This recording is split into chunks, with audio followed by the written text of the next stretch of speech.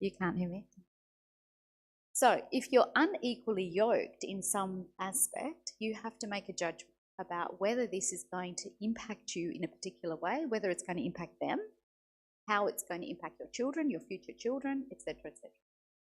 And you can be unequally yoked in a range of different ways. Again, emotionally, spiritually. Any other comments?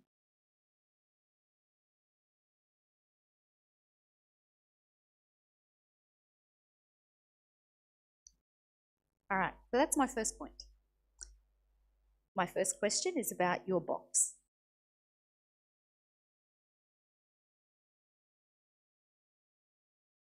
Okay. Remember we're answering the question, am I ready? The other part of am I ready is really about analysing yourself, doing some critical self-reflection, sitting with yourself and asking, what are my prayers about? Am I still saying to God, I really, really, really just want that person? Or has my prayer shifted and matured a little bit to actually say to God, you know what, you show me the right person? And even my wording there is probably, there's no right person. What we have to do is actually accept the concept of self-sacrifice. So I say all the time that marriage is a sacrifice. It is a sacrifice of body, of mind, of soul. It's everything. It is the whole of who you are, which is why I have to be complete first and totally satisfied in who I am, and then move to the next stage of then being able to give all of that away. If I'm incomplete, then I haven't really experienced who I am in myself, and I really then don't have what it takes to then give that away. Right? There's something else that I'm looking for. The other requirement is that you actually want to bring somebody else to Christ. Marriage is a sacrament. So if I don't want to bring somebody to Christ and travel that journey with them, then I really don't understand the purpose of marriage. Or at least I don't understand the Christian purpose of marriage. Right? We can get married outside of the church, of course, but then the goals of that relationship are very different. I'm talking about Christian. So if you're ready to bring somebody to Christ, second criteria. The third one, when you're ready to actually serve God in any way, shape, or form, and you're not saying to God, I have to be married to be happy, or I have to be married to feel like I'm progressing in life, or I have to be married to be satisfied, or marriage is not the requirement. The requirement is to serve God in all things, give Him glory. Whether that's singleness, whether that's marriage, whether that's as a monk or as a nun, whatever it might be, in any situation. So you have to be correctly focused on the right goal. And then God will decide what's good for you. The fourth criteria, which I've kind of said, you have to be willing to sacrifice everything, not just a part. So if we take, for example, if we think of marriage as a sacrament, let's compare it to confession. Before you get to confession, there's a whole heap of stuff that has to be done beforehand. You have to actually do the work and have a relationship with God before you get to the point of repentance. And that's a relationship between you and God. And you then need to repent. But then you need to actually commit and say, I'm going to go to confession. So you prepare for confession. You might write down some things that you want to say to Awana. You book the appointment. You'll be doing some prayers before then, the prayer before confession. There's a lot of preparation stages. Then there's confession. And then after confession, that's really the start of a brand new page. And then that's the start of the work, the new work that you have to do. Okay? Marriage is the same. There's a lot of stages beforehand before we then kind of go, it's time to get married. Okay? We have to prepare our field before we build our home. Reverse. Question? Comment? Okay. Here are some questions that I kind of grouped under here. What do I think about right person, wrong time? So I found someone who's great. Their box is full. Mine's empty. Or not quite complete. Or still needs some work. What do we do?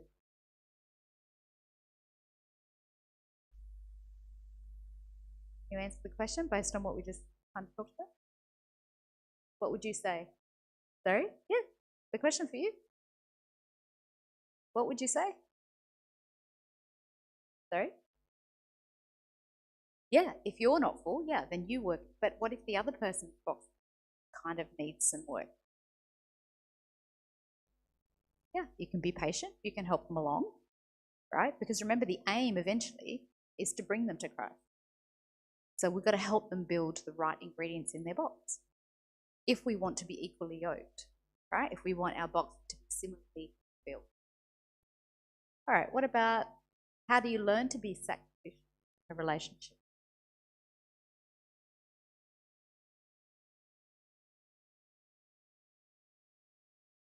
Anyone? Well, actually, the answer is a trick question because you actually need to learn to be sacrificial before the relationship. Once you go into the relationship, it's, everyday routine. I've already been sacrificial. I've already given my mind, body, and soul to God in my service, in the way that I live my life, in whatever it is I do. So once I'm in a relationship, nothing much really has to change except that we're doing it together. Might look different, but we're doing it together. So I already have prepared that part of that ingredient in my box. Do you need to know everything about your partner? Such a tricky question. Who says yes? Oh, okay. Who says no? Yeah, most people say no. Why? Why? Because we're constantly changing? Yes, but if something has happened to me in the past, is that important for them to know now? Somebody's saying yes. Why? Brave. Why?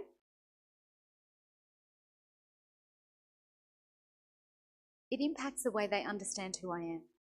Okay, we are all made up of a whole bunch of different experiences over our life, our upbringing, our childhood, our schooling, I don't know, our holidays, our siblings, all of that, right? Who our family is, our culture, all of that culminates together to make up who we are. So if I don't understand some part of somebody that's important and major, it's really difficult for me to understand why that person behaves the way that they do. The question here, though, is do they need to know everything about you day one? And the answer to that is no. Okay, and we'll get to that in a second. But eventually, over time, you do need to know your partner as well as possible before you decide this is the person. You need to know everything that's inside that box. Okay? With time, right? With time. Is it okay to marry someone because they're a good match, but you yearn for someone else who's interested? Yeah, some people are laughing at that question. What's going on there? What's going on there? It's not okay. Why is it not okay? Yeah, don't laugh, you two. Why is it not okay? Yeah, yeah. But sometimes we think marriage is the good thing, like the right way I've got to live, and actually it's a separate thing to what I can do over there. And it isn't.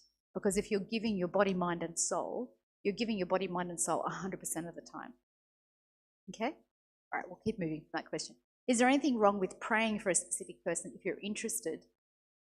Or is that like testing God?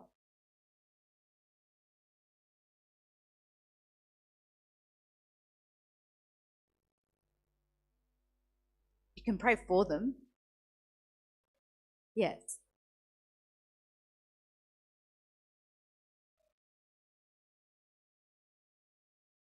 That's not how God works, is it? Yeah. And what it means is that your focus is not the right focus. The focus has to be his service, relationship with him first.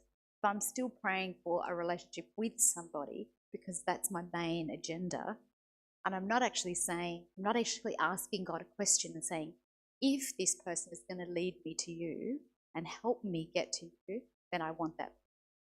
There's an if there at the beginning that's missing. All right. Yes. Yeah.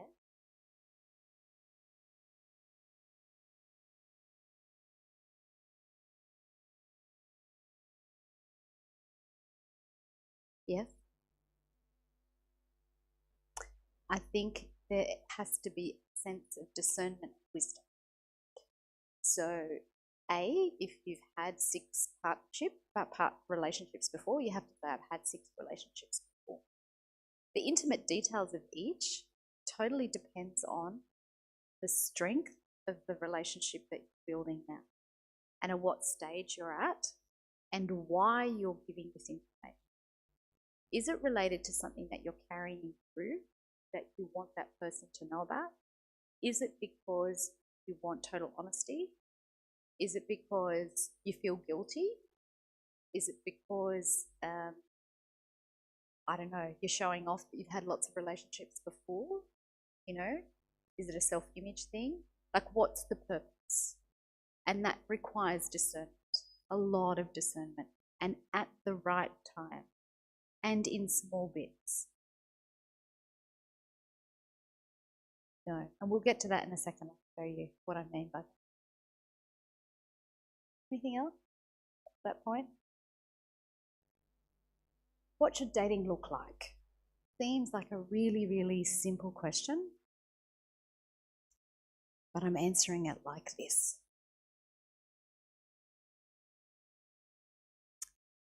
What we consider dating to be is very important. And often what we think dating is not what our partner thinks dating is. And so we have to have this conversation pretty much upfront. Somebody asks you out, we have to have an agreement about why we are starting to date, what it is we're trying to achieve, and how we're going to go about doing this. It has to be intentional, and it has lots of different purposes. Okay? So the idea here is to think of all of these kind of elements, and there's probably more, but I've just chosen some of them. What are the things we're going to be talking about? When, where, how long are we going to be talking about these things? How regularly are we meeting? Where are we meeting?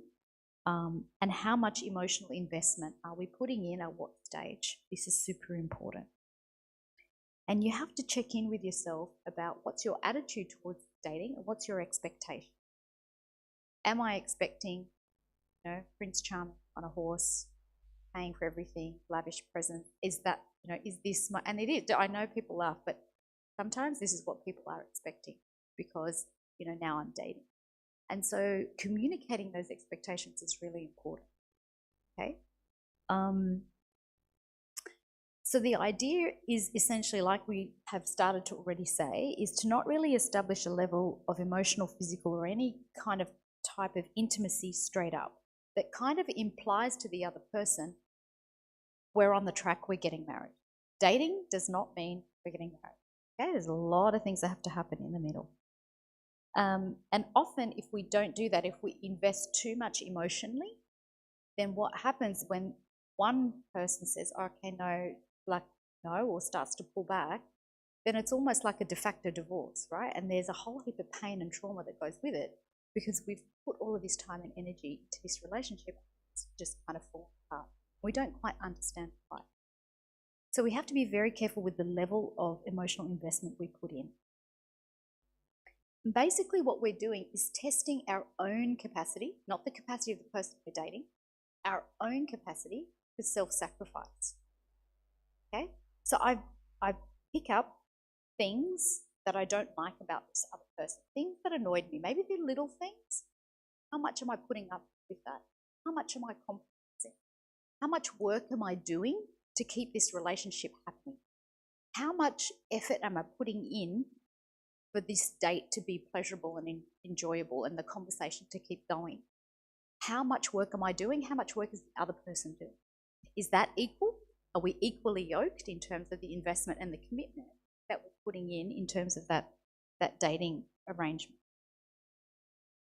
In every point, at every time we are on a date, what we are actually responsible for is caring for that person's soul.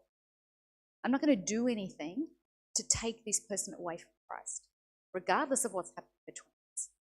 That's super important, because at the end of the day, they're your brother or your sister until the point of the marriage ceremony, like till the crowning ceremony, right? Until you're at the, they are your brother or your sister, regardless of how close you get.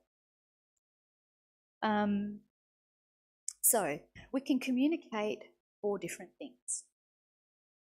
It's kind of trying to help you think about, 4 things. The first one is prayer. When we communicate together with prayer, we're praying together, we're singing together, we're in a mass together, we're in a meeting together, a youth meeting, whatever it might be. We're members of the body of Christ. So that's what's holding us together, right, is Christ. He's holding us and we are praying together as a sister brother. That's really important if we're going to build a church in our own home, because this is what it looks like. The second one is we're sharing facts. So we can talk about the football game, we can talk about who won, we can talk about the weather, we can talk about a book in the Bible, we can talk about any conversation that you would have with a stranger on a bus, right? It just provides information to the other person, maybe about how you spent your time that day or what you were doing, but it's just a fact. And it's one form of exchange. That's actually where we start, right? And often it's about church. If we're in a Christian environment, that the youth meeting is on, actually you can hear that talk, etc., etc. Then the second one is the third level after we've got prayer and then we've got facts. Our third level is actually sharing our opinions and our ideas. So this is where I start to give a little bit of myself, but only a little bit. And this is the third level, okay? A little bit of myself. So it's what I think of the football. Oh yeah, that team won, but this is what I think of that team winning, right? Or that particular sport. Or my favourite season, for example. Or what I think about the world around me. What's my approach to life?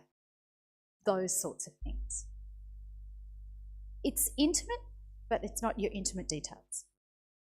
The fourth level is then starting to talk about yourself, your heart, your deepest desires, your biggest fear, your goal for life, how you want to get there, what's your time frame for things, your favourite place to go and why, the best relationship you've ever had and why. Okay? So these are, you can talk about your difficult experiences at this point, for example, or what you experienced in your life that was good, bad or ugly. But there is a hierarchy of what information we're sharing, what type of exchanges we're having, and it's very gradual. And you then have to discern at what point I'm then going to share information about previous relationships, for example. And you can clearly see it's at that fourth level. And there's no time frames. There's no time frame for how we go from prayer to facts to ideas to our heart. It takes as long as it takes, depending on what's in the box for me and what's in the box for the other person.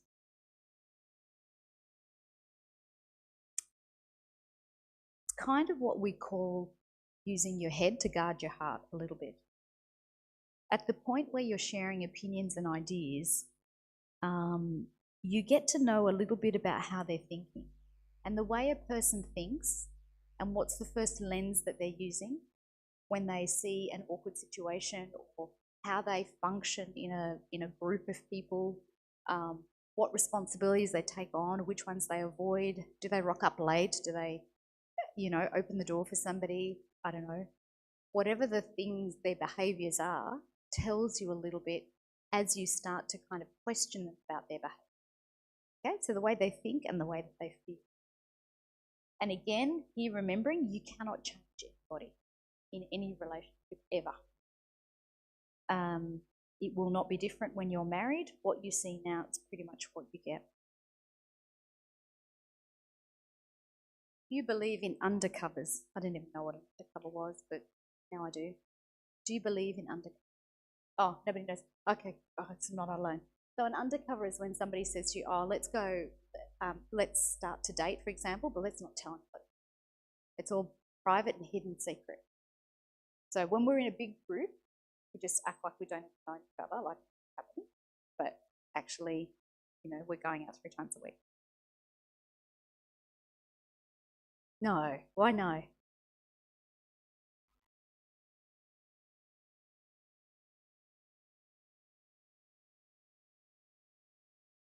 Yeah.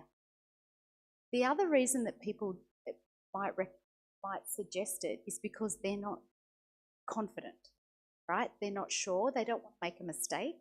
They don't want to be embarrassed in front of people if they change their mind. But all of those things are also things to consider. That means that person is also not complete yet, not confident in who they are and what they're doing, right? Doesn't see it as an appropriate way to move forward. Is someone's past important when getting to know someone? Again, the question came up. I think we've kind of answered that. I'm dating someone who mentioned he doesn't know what it looks like for a man to lead in a relationship.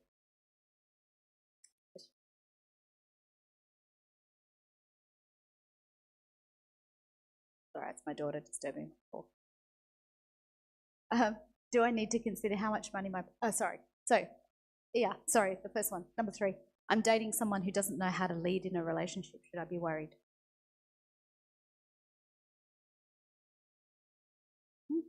Hard one.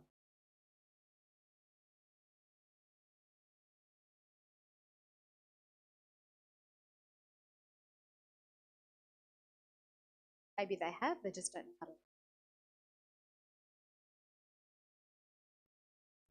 Ah. Men, would you like to answer that? Should you know how to lead? Yes, you should. Where do you learn how to lead? From Christ. So I think the answer to that question is basically, I mean, it's not wrong. We're not saying to this person, we definitely can't have anything to do with you.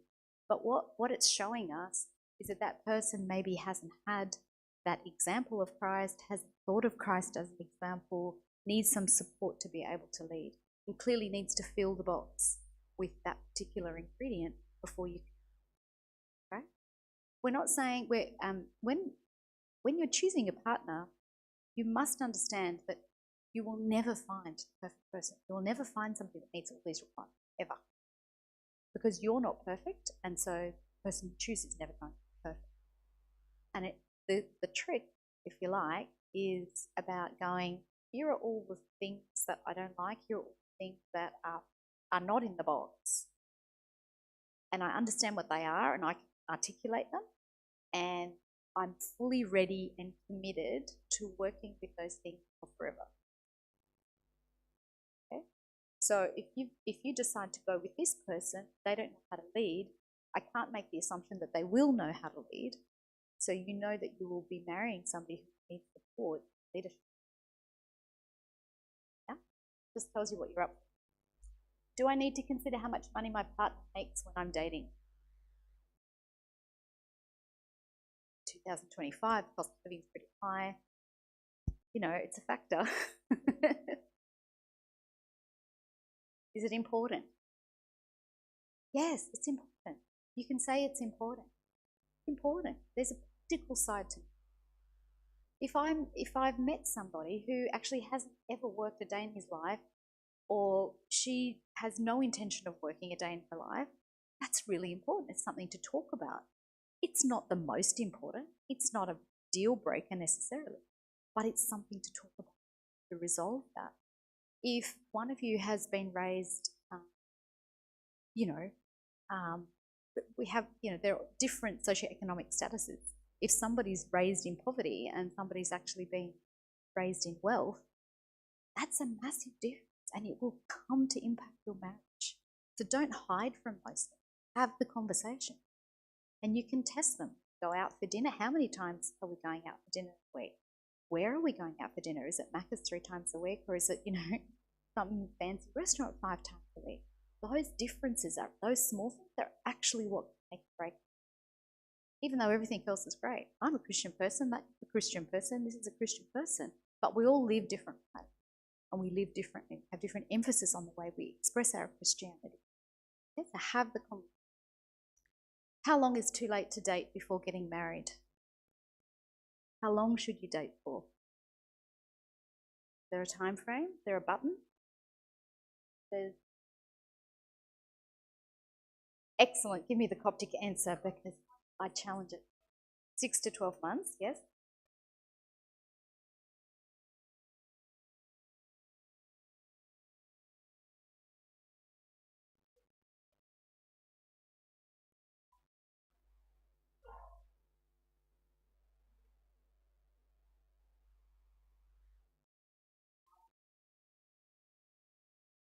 Yeah, absolutely.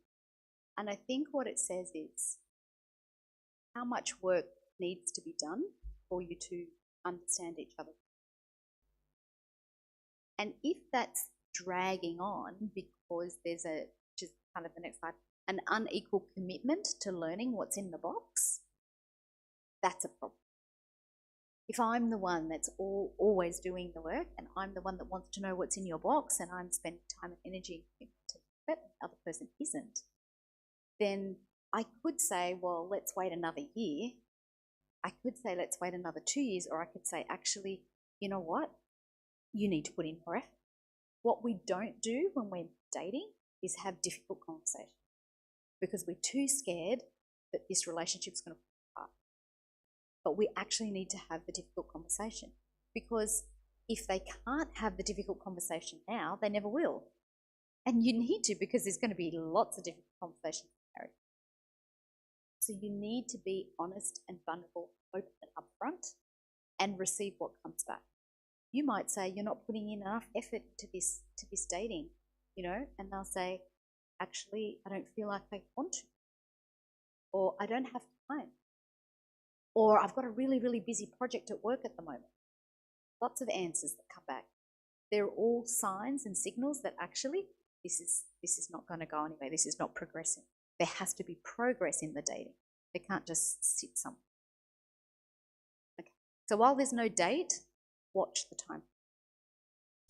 All right. What are the most, I get asked a lot, what are the most common difficulties young people face in a relationship, whether they're engaged or just married or something? And I guess we sometimes call these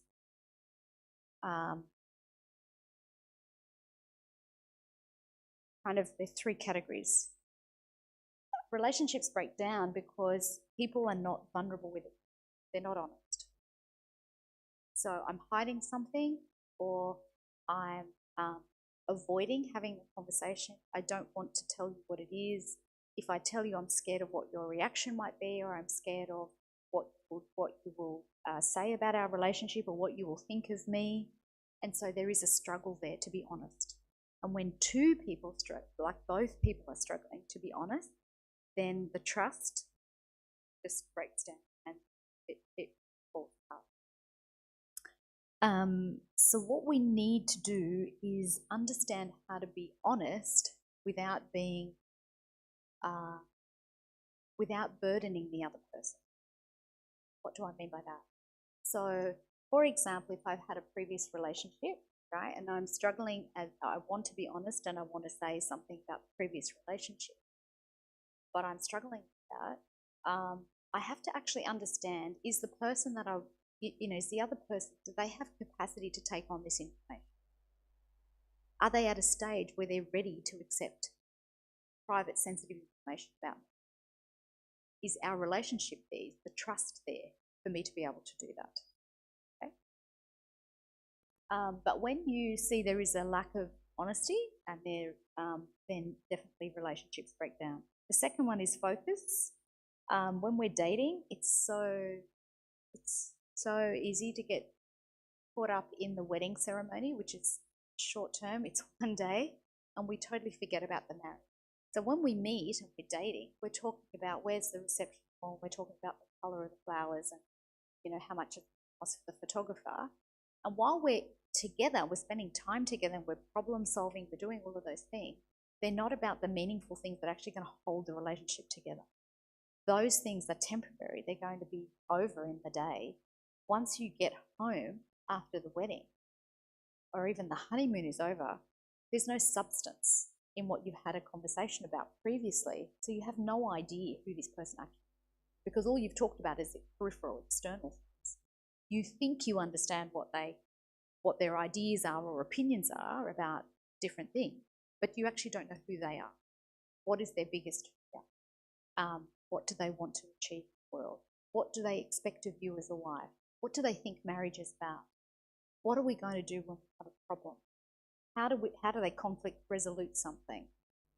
What's their go-to when they have a problem? What do they look like when they're super sad? Have they experienced a death before? They're the substance things that you have to be talking about. The wedding is just, smoke and mirrors, really. After that, the reality sets in. And we've talked about an unequal balance from each partner. So that's basically the honest, the focus, and the balance. So you need to be honest, clear, communicate well, be very deliberate in your focus, and balance the use of time is the other thing. Any questions? Comments? All right.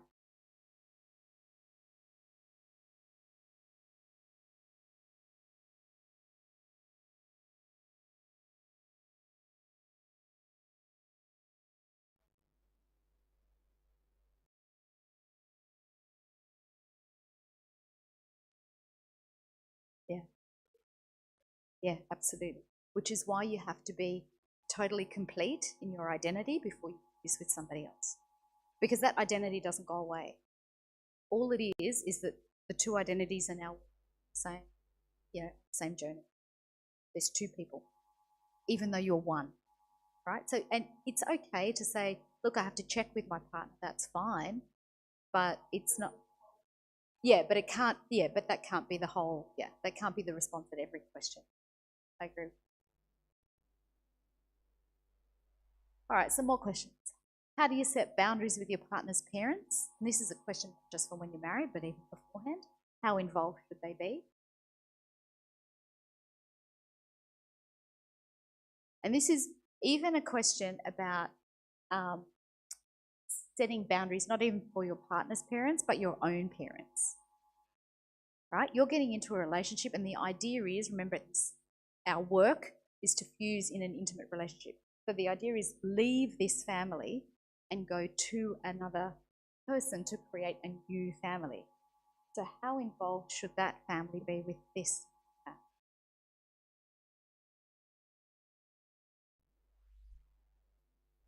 Again, there has to be balance. And there has to be an individual identity outside of your parents, outside of your partner's parents. They all have ideas and opinions. At the end of the day, you have to decide how you will establish. And the ideas you give your partner that you're dating can't be the ideas of your mum or your dad or your sibling or your friends. They have to be your ideas. You have to believe in this, and you have to be able to articulate why you're suggesting something. Is it okay to be a house husband? Is it, Ben? Is it okay to be a house husband? Horrible, no? Michael. Sorry? Why? In what circumstance? And then the answer is it depends. And who the hell cares? Like the two of you have built a church, you're married or planning to be married, you're going to have children, whatever it is, you're running your life. Who gets to make this decision? Nobody. You decide what's good for you, what's good for each other, what's good for your partner. If it's a self-sacrificial love, then you got to sacrifice everything of yourself for the other person. If that's what the house, the church needs for a time, that's what the house needs. We just do it. Who's looking in? There's nobody looking in going, that's not okay, that's okay. And if they are, they shouldn't be, and we shouldn't be listening. Okay? When you're in a church of your own home, you run that church in a way that brings glory to God. There is no master and there is no servant in this situation. There's no such thing as a house husband. We all do everything in the house that to be happy. All right, my partner's happy for me to decide on the wedding arrangements because I'm more organised and they're happy to support whatever I choose. What's going on in that situation? We've already talked about it, but there's no balance. Somebody's more committed than the other person not engaged, not interested. Even if there's a very good reason, well then if we can't both be doing this, this shouldn't be happening together. Yeah. Yes, that's a nice way to put it. All right. What we call red flag relationship. And this is probably the most controversial slide. And this is not hard and fast, but these are some of the red flags, if you like, that people always, well, these are the elements I think that people think are red flags and often are deal breakers. So what happens if there is mental health or trauma in the box that you've decided this is what you want? What happens then? Is that a red flag? Do you agree, first of all, that's a red flag? Is that a red flag? Maybe? Yeah, depends.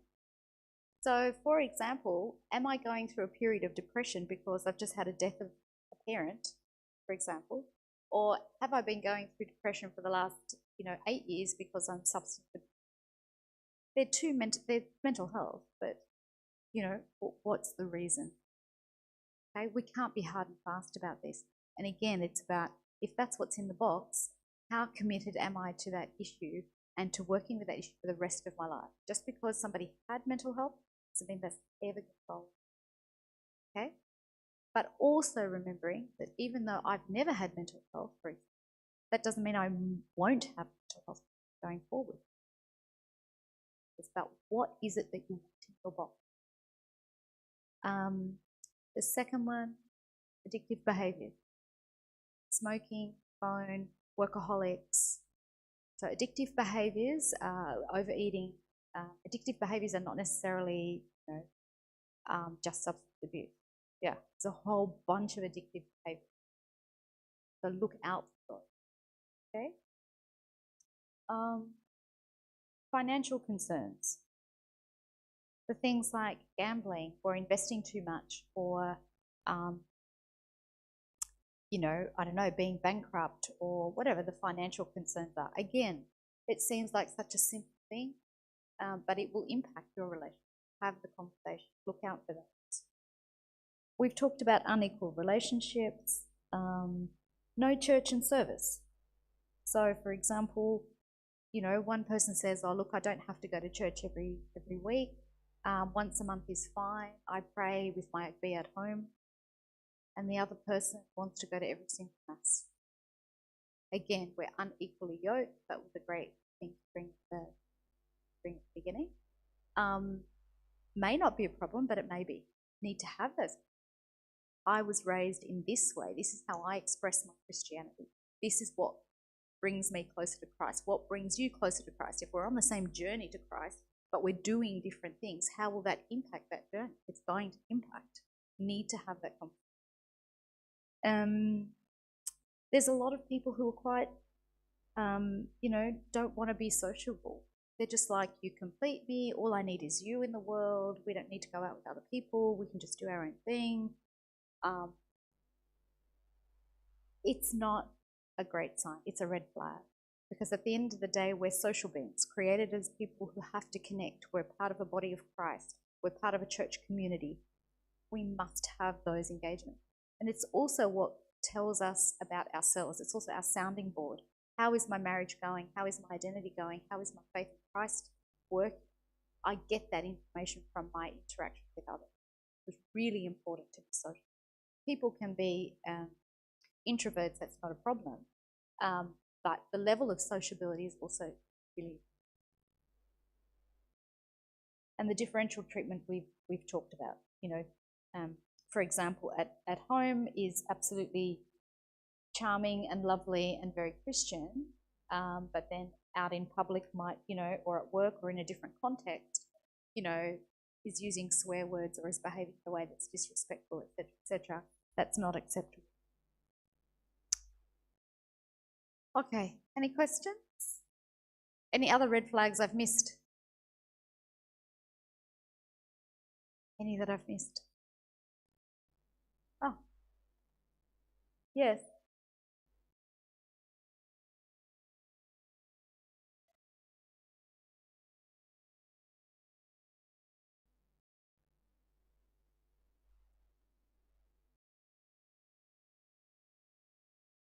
The domestic side. But, difficult and an easy, like a easy and a hard question. I'll answer it simply. There's a much more detailed response, but generally you need to watch for controlling behaviour. So if you and then the level of anger. So if you don't get to make your own decision, or if they insist on their particular choice, or they get very, very angry with your choice, or if the controlling behaviour looks like they're going over and above to make you feel made to do things for you so you don't have to do them yourself. You know, and it's, I don't know, the world changes and you're a generation to my generation, but you know, simple like go out to dinner, who's paying and who's insisting on paying, how is that happening, and is it changing time the same? And it starts off, all I can say is that domestic violence starts off quite small and it grows, right? It gets bigger and worse. And it's often the person will have an extreme set of behaviors. So will be incredibly angry and then incredibly loving. So you'll see these extreme behaviors, extremely remorseful after then. About controlling behavior. Yes? No? Yep. Sure?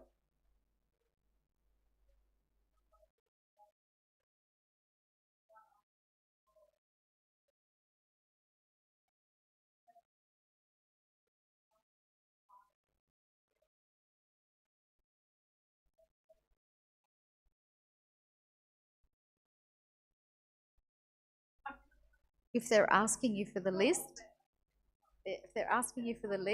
ask them why they're asking you for the list. Yeah, yeah. Does my partner have to be my favourite person? I think the answer is absolute resounding yes. So if the situation was to arise where you would have nobody else to speak to ever in the world and it was just that person, you should be absolutely super. Not that, but I'm just saying, yes, this person has to be my favourite person because they are going to be one with you. So you can't have a favourite somewhere else. It doesn't quite work. The person I'm interested in is not a Christian, but I want to bring them into the church. Is that wrong? Big question.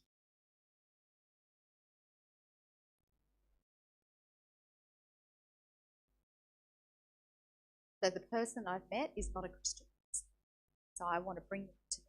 Is that okay? Depends how receptive they are.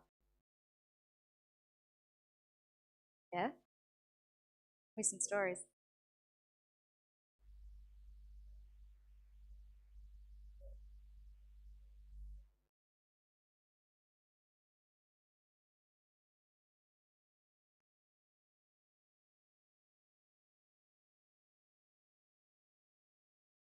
My answer to that question is take your time. And my answer to the question is also you can't be interested in that person because they're not a Christian and you want to bring them in. You have to be interested in that person because of what they've got in their box. Okay? They can't be the way that you want to be saved. Many people think this is their kind of automatic, you know, speed ticket to heaven. I've brought somebody into the church. That's not the basis of a relationship. You can bring them to the church, that's not a problem. But the reason that you marry them has to be because there is something unique about that person that is drawing you to them, and it's not the fact that they're outside the okay? Complex situation. If you find yourself in that situation, take time. Be sure of the reason why you are drawn to that person. Should I be worried if my partner smokes but not when they're with me? Yeah, that makes a lot. It doesn't matter. The question is about they're behaving differently when they're not with you, and they're behaving more appropriately when they're with you. This is a problem. Okay, you want somebody who you can trust. You want somebody who's consistent. You want somebody who can be open and vulnerable with you with all of the aspects of who they are. Why are they hiding particular aspects? Okay. All right. Any questions? I am. Ah. Ah. Okay. Yes.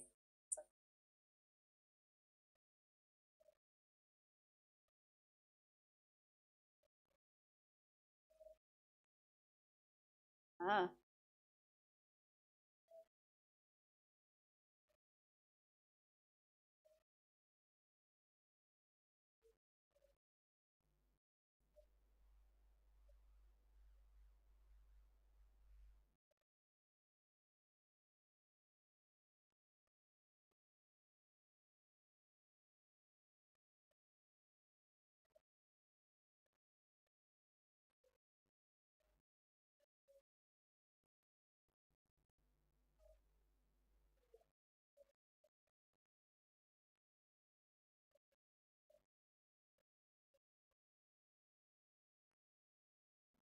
Mm. Mm.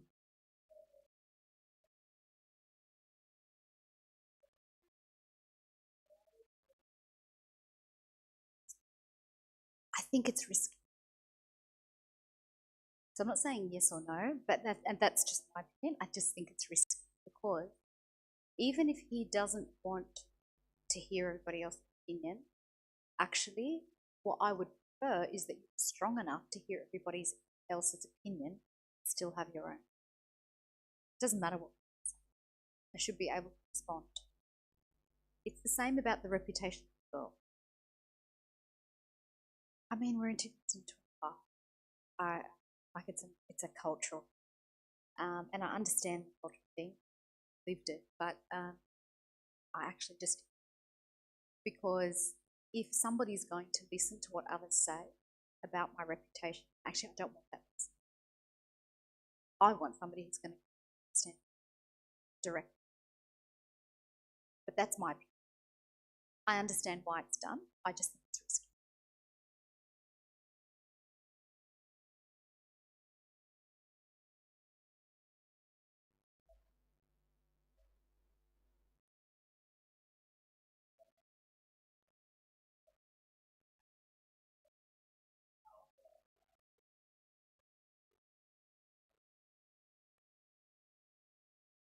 Yeah, absolutely.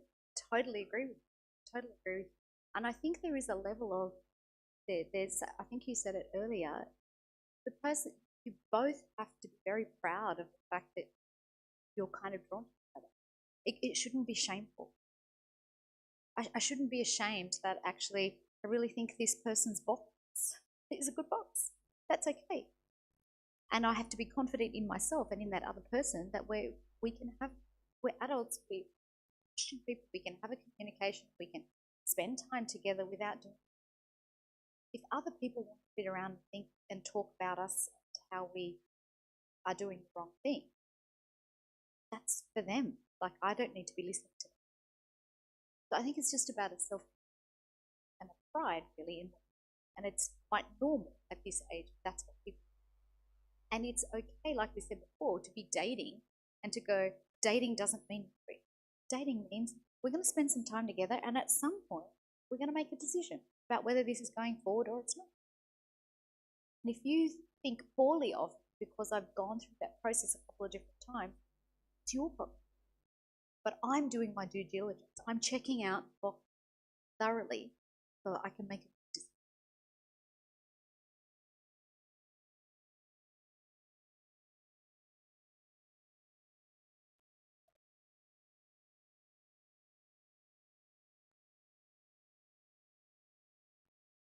No, I don't. No, I'm not suggesting you have to stand up and make a public announcement. No, no, no, not at all.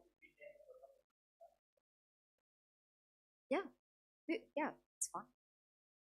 Yeah, people notice if somebody asks you. Yes, we have spending time together.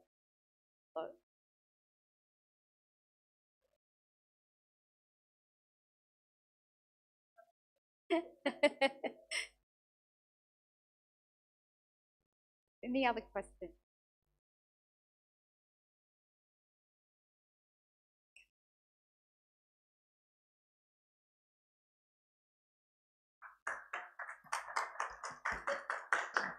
All right, thank you, Samia, for that wonderful talk. So, announcements next fortnight. The talk will be from our own Abuna Isaac. Um, I'm not sure what the food is today. And those are the announcements. So, shall we stand up for prayer?